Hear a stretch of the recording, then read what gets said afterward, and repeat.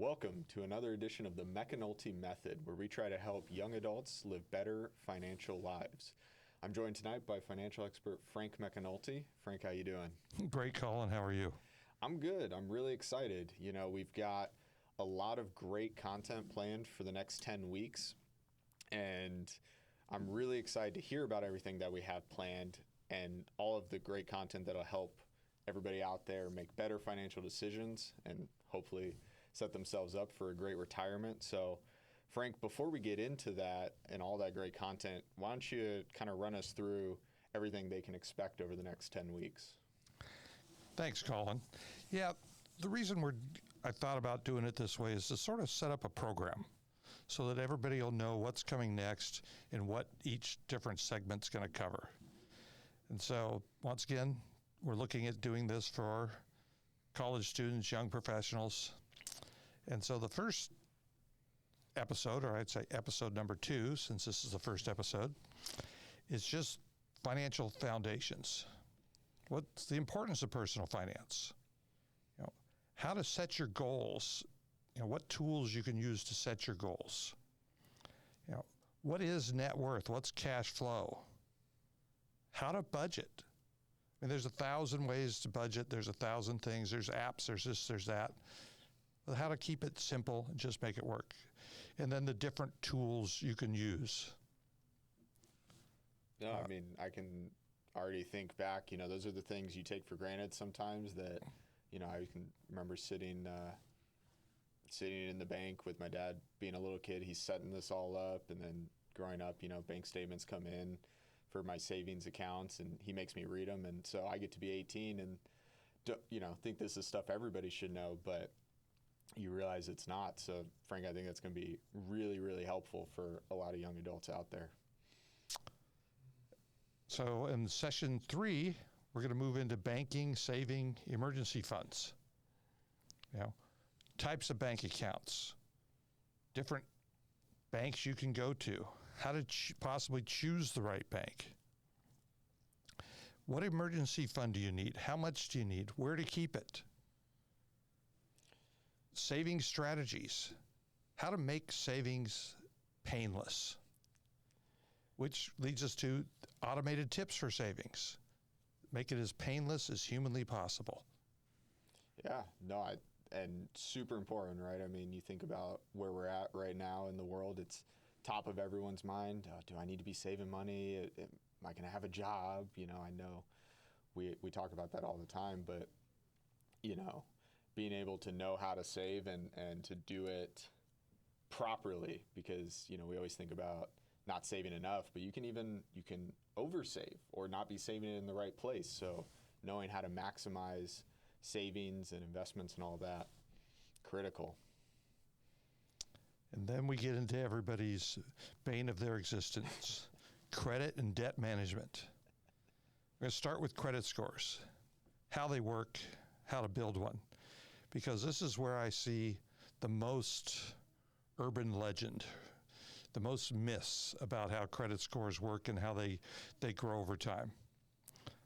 Then, of course, how to use credit cards responsibly, because the day you turn 18, they're going to want to give them to you.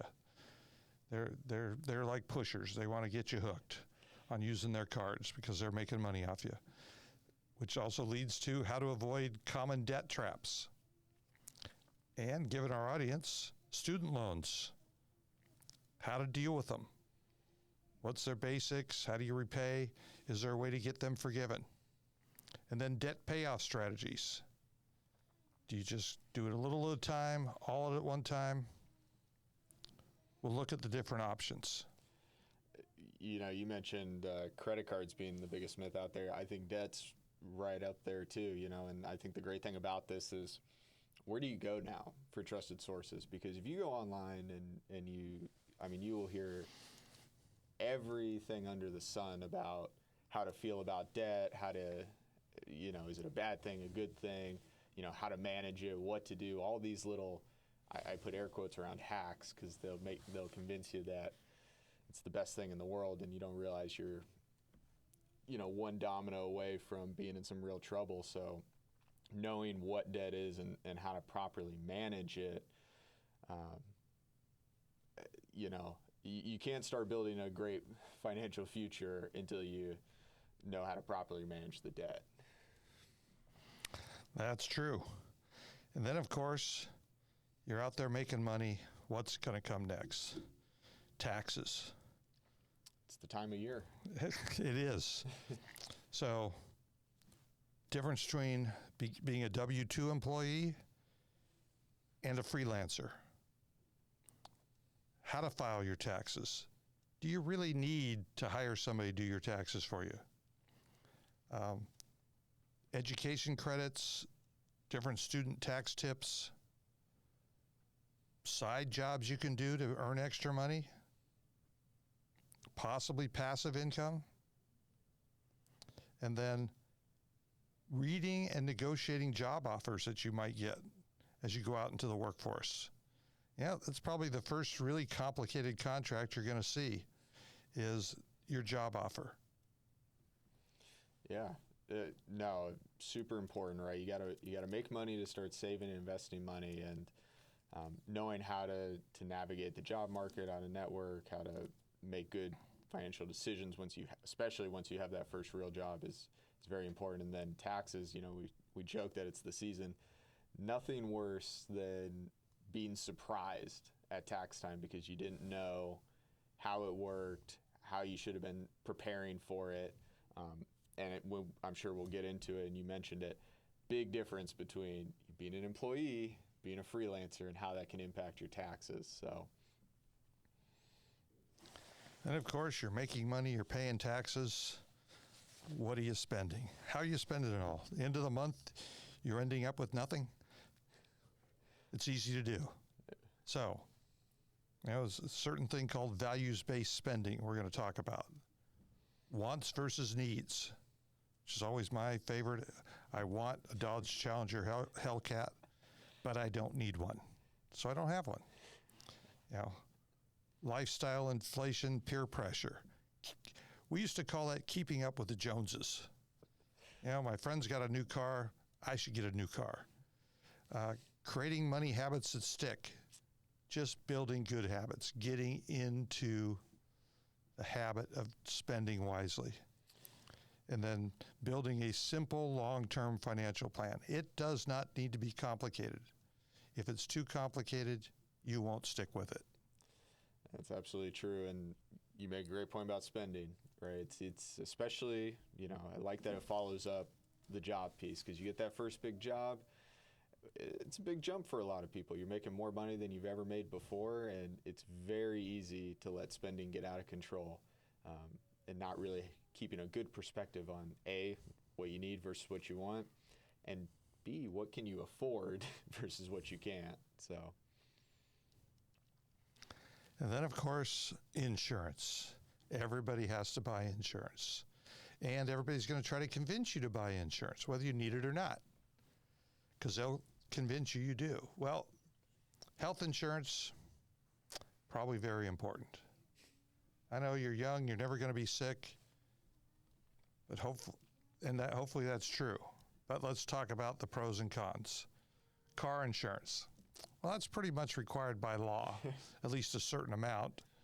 But we'll talk about how much you really need. What do you need to be covered for? And then renter's insurance. Most of you are going to go out and be renters. As a renter, what sort of insurance do you need? Why do you need it? What's it cover? That'll lead us into homeowners insurance down the road, and then life insurance, because you're going to be hit with all sorts of sales pitches for why you should buy life insurance, why that's this great investment that you can't live without. We'll talk about the pros and cons of, different life insurance policies.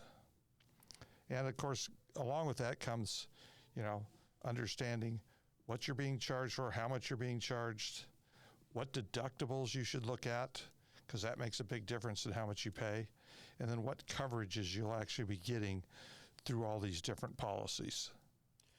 Yeah, it plays a big role in, at the end of the day, when you talk about saving, investing money, a lot of that is based on what you take home. And insurance, I can tell you, is one of the places where you a lot of money goes out the door really quickly if you're not careful with picking what you actually need, and very easy to overinsure yourself and be spending far more than you need on that. Well, then we want to get into some scenarios, some examples. If you're making this much money and you have to live on this much and you can save this much, what's that going to do for you in the long term? Because most people don't realize how important it is to start saving early. It makes a huge difference. And then more on building credit scores, maybe talking about potential job offers and what they bring to the table, maybe how you can negotiate to get a potential better salary off that first job. And just, and along the way, we want questions. We want questions from everybody we can think of, because we can't think of everything that's on your mind. And the more you ask, the more we can respond and help provide the information that you're looking for.